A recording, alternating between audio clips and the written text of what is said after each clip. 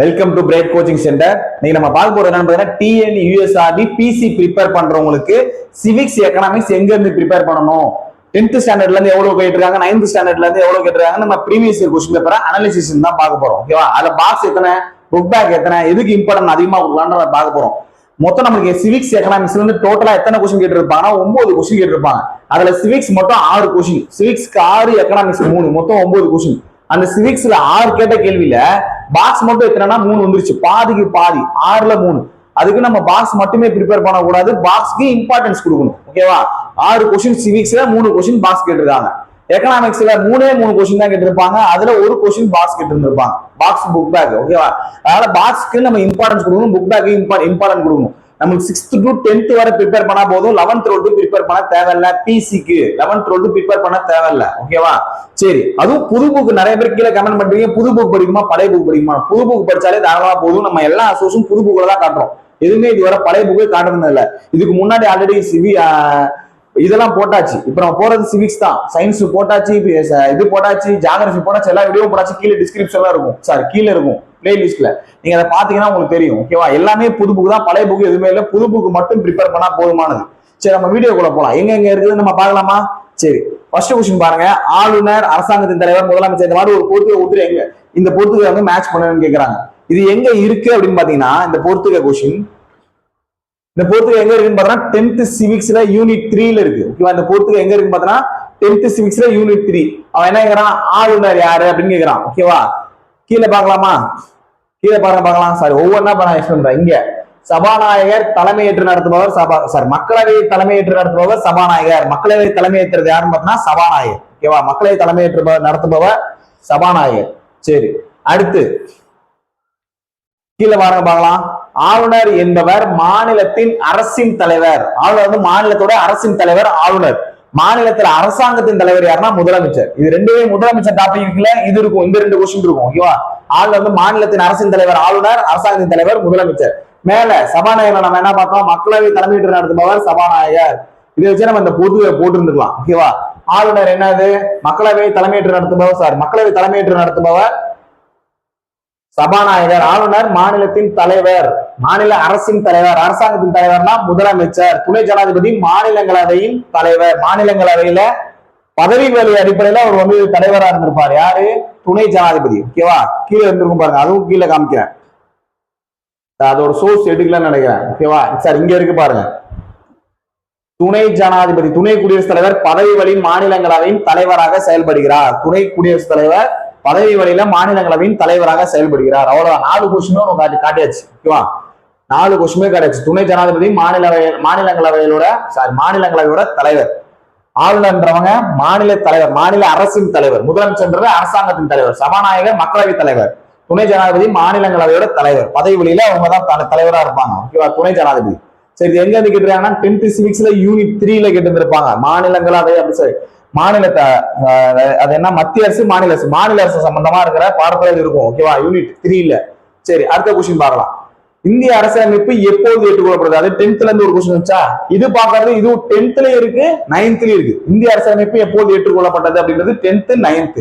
இது பார்க்கலாம் எப்போது ஏற்றுக்கொள்ளப்படுது. இந்த கொஸ்டின்ல ஏற்றுக்கொள்ளப்பட்டது அப்படின்னா நவம்பர் 26, 1949 ஏற்றுக்கொள்ளப்பட்டதுன்னு கேட்டாங்கன்னா, அதுவே நடைமுறைக்கு வந்தது எப்ப அப்படின்னு கேட்டாங்கன்னா ஜனவரி 26, 1950. இந்திய அரசியலமைப்பு நடைமுறைக்கு வந்ததுன்னு கேட்டாங்கன்னா ஜனவரி 26, 1950.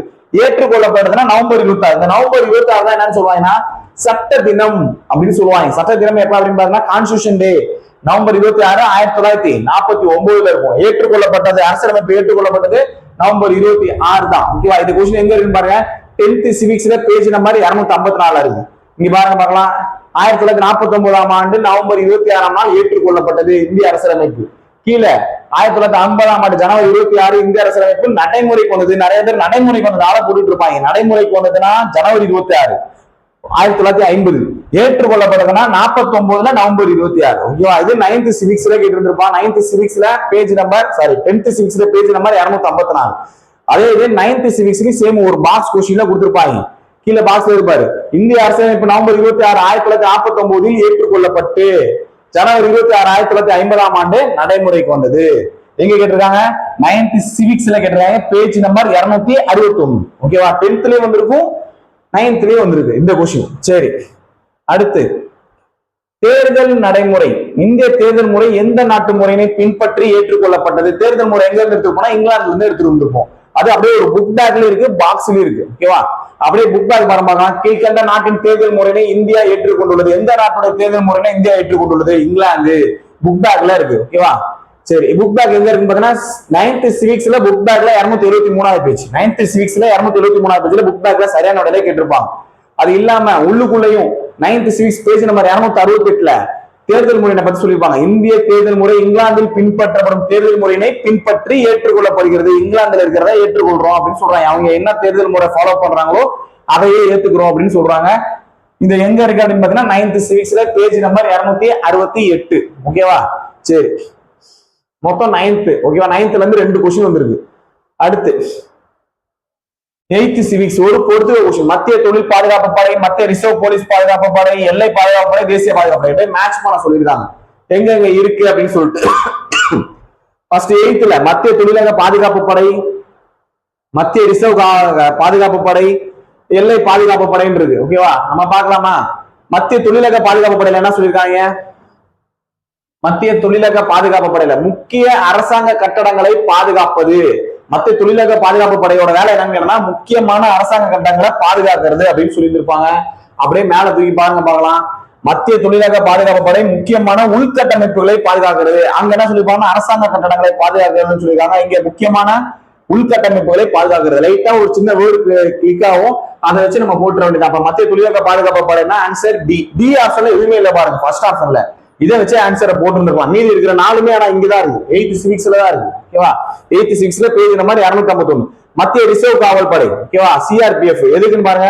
உள்நாட்டு பாதுகாப்பினை திறம்பட மற்றும் திறமையாக பராமரிப்பதற்கும் இந்திய அரசாங்கத்திற்கு உதவுவது மத்திய ரிசர்வ் படை காவல் படையின் நோக்கம்.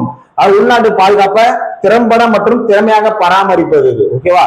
இங்க பாருங்க பார்க்கலாம். உள்நாட்டு பாதுகாப்பை பராமரிப்பதற்கு மத்திய ரிசர்வ் போலீஸ் படை எதுக்கு? உள்நாட்டு பாதுகாப்பை பராமரிப்பதற்கு.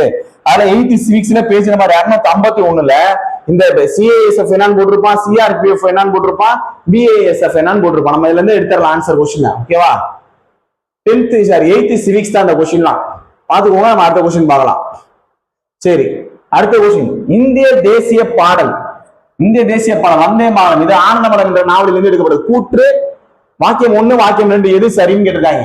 இந்திய தேசிய பாடல் வந்தே மாதரம். ஆமா, இந்திய தேசிய பாடல் வந்தே மாதரம். தேசிய கீதம் தான் ஜனகணமன. தேசிய பாடல்ன்றது ஜனகணமன கிடையாது. தேசிய பாடல் வந்தே மாதரம். அந்த வந்தே மாதரம் என்ற பாடல் எங்கிருந்து எடுக்கப்பட்டதுன்னு கேட்டீங்கன்னா ஆனந்த மடம் என்ற நூலில் இருந்து எடுக்கப்பட்டது. ஆனந்த மடம் என்ற நூலை எழுதியவர் யாருன்னு கேட்டீங்கன்னா பக்கிம் சந்திர சட்டர்ஜி. அதுதான் இந்த இதுல கொடுத்திருப்பாங்க. வங்க எழுத்தாளர் பக்கிம் சந்திர சட்டர்ஜி எழுதிய வந்தே மாதர பாடலின் முதல் பக்தி பாடல். அதாவது பக்கிம் சந்திர சட்டர்ஜி எழுதினது எதுன்னு கேட்டீங்கன்னா வந்தே மாதரம். அவர் அந்த வந்தே மாதரம் பாடல எந்த நூல்ல எழுதியிருப்பார் அப்படின்னு கேட்டீங்கன்னா ஆனந்த மடம். ஆனந்த மடம் என்ற நாவலில் இருந்து பாடல் எடுக்கப்பட்டது. இது தேசிய பாடல். தேசிய பாடலை எழுதியவர் பக்கிம் சந்திர சட்டர்ஜி. தேசிய கீதத்தை எழுதியவர் ரவீந்திரநாத் தாகூர். தேசிய கீதம் ரவீந்திரநாத் தாகூர். தேசிய பாடல் பக்கிம் சந்திர சட்டர்ஜி. தேசிய பாடல் எங்க இருக்குது? ஆனந்த மடம் என்ற நூலில் இருந்து எடுக்கப்பட்டது அப்படின்னு சொல்றாங்க. ஓகேவா? அப்ப ஃபர்ஸ்ட் கூற்று சரிதான்.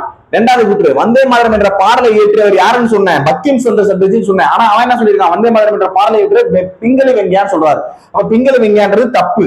யார் இந்த பிங்களி வெங்கையா அப்படின்னு பார்த்தோம்னா தேசிய கொடியை வடிவமைத்தவர் பிங்களி வெங்கையா. தேசிய கொடியை வடிவமைத்தவர் பிங்களி வெங்கையா. அப்ப கூற்று 1 சரி, கூற்று 2 தப்பு. இது எங்க இருக்கு அப்படின்னு பாத்தீங்கன்னா 6th சிவிக்ஸ்ல டேர்ம் 2. ஓகேவா? பேஜ் நம்பர் 181ல இருக்கும். 6th சிவிக்ஸ்ல கொஸ்டின் கேட்டிருக்காங்க. சரி, அடுத்த கேள்வி. அடுத்து 6th சிவிக்ஸ் தான். 6th சிவிக்ஸ்ல 2 கொஸ்டின் வந்துருக்கு. நமக்கு பரதநாட்டியம், பங்கரா டான்ஸ், குச்சிப்புடி, மணிப்பூரி இதெல்லாம் எந்த ஸ்டேட்டோடது அப்படின்னு கேள்வி கேட்டிருக்காங்க. நமக்கு இந்த மாதிரி ஒரு பாக்ஸ் கொடுத்துருப்பாங்க, ஒரு மேப் கொடுத்துருப்பாங்க. இந்த மேப்ல இருந்து கேள்வி வந்துருக்கு.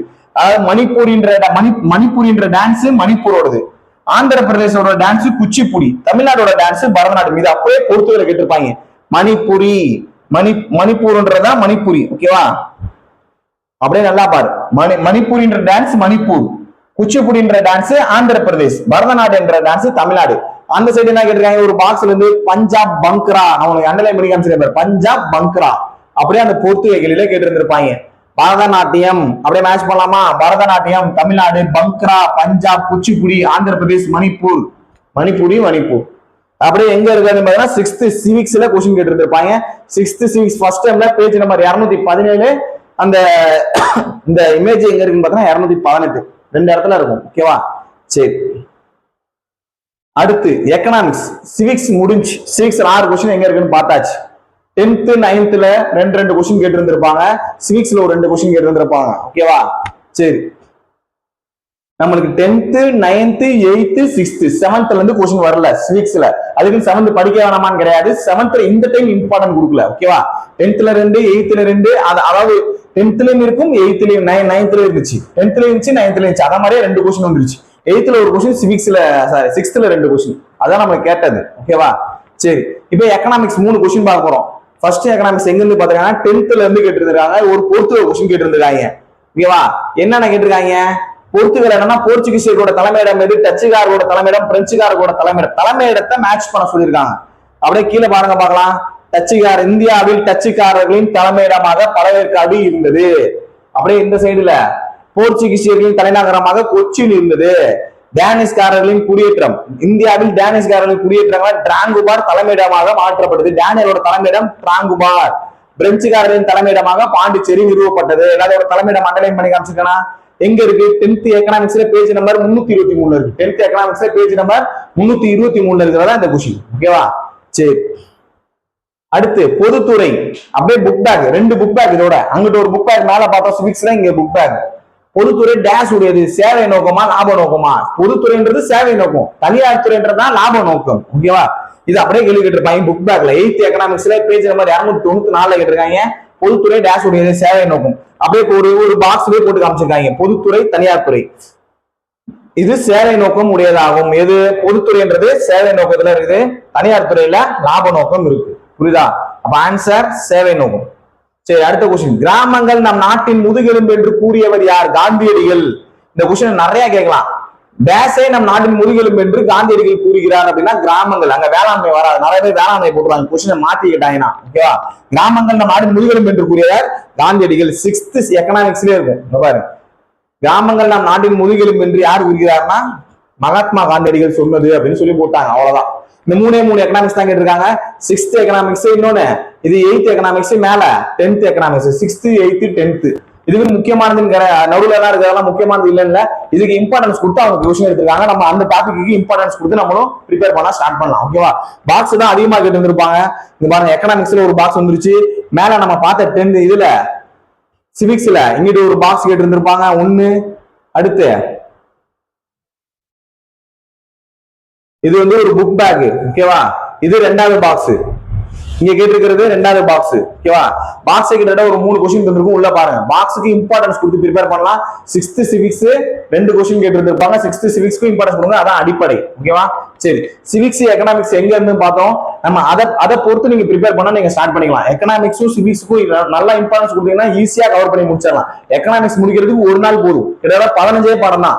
6th to 10th வரை எக்கனாமிக்ஸ்ல எத்தனை பாடம் இருக்குன்னா 15 பாடம் தான். 6th to 8th 3 மணி நேரம் போதும். 9th 10th ஒரு 3 மணி நேரம். ஒரே நாள்ல எக்கனாமிக்ஸே முடிச்சிடலாம். அந்த அளவுக்கு திருப்பி ரிவிஷன் பண்றதா. மொத்தம் சிவிக்ஸை முடிக்கிறதுக்கு ஒரு 3 நாள். நல்லா ஃபர்ஸ்டா ஸ்டார்ட் பண்ணலாம். சிவிக்ஸை ஒரு 3 நாளா முடிச்சிடலாம். நம்ம அதிகமா டைம் ஹிஸ்டரிக்கும் ஜியோகிராபிக்கும் கொடுக்கணும். ஓகேவா? இது டோட்டலாவே சேர்த்து 9 கொஸ்டின் தான் கேட்டிருக்காங்க, சிவிக்ஸும் எக்கனாமிக்ஸும். ஆனா நம்மளுக்கு பிசியை பொறுத்தவரை நம்மளுக்கு சோசியல்ல இருந்தே டோட்டலா 28 கொஸ்டின் கேட்டிருக்காங்க. 45ல 28 கொஸ்டின் கேட்டிருக்காங்க. அப்ப இதுல 9 கொஸ்டின் மீதி எங்க இருக்குது?